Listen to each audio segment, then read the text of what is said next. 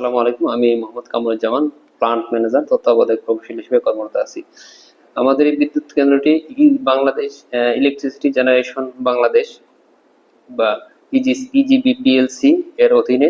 এখানে 75 মেগাওয়াটের একটা বিদ্যুৎ কেন্দ্র আছে, Sonagazi 75 megawatt solar power plant. পাশাপাশি আমরা এখানে আর একটা 220 মেগাওয়াট সোলার পাওয়ার প্লান্টের প্রজেক্টের কার্যক্রম আমাদের হাতে আছে, এবং আমরা আশা করতেছি 2027-এর শেষের দিকে হয়তো এটা কার্যক্রম পুরোদমে শুরু হবে।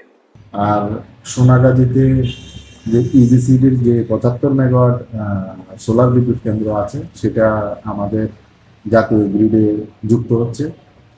আমাদের বিদ্যুৎ সেক্টরের স্টেবিলিটির জন্য লোড সেন্টারের কাছাকাছি বিদ্যুৎ কেন্দ্র থাকলে আমাদের জন্য উপকারী।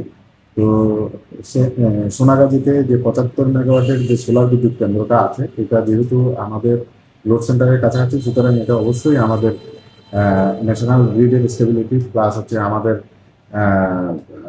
আমরা যারা বিদ্যুৎ ব্যবহারকারী আছি ফেনীতে তাদের জন্য এটা অবশ্যই প্লাস পয়েন্ট।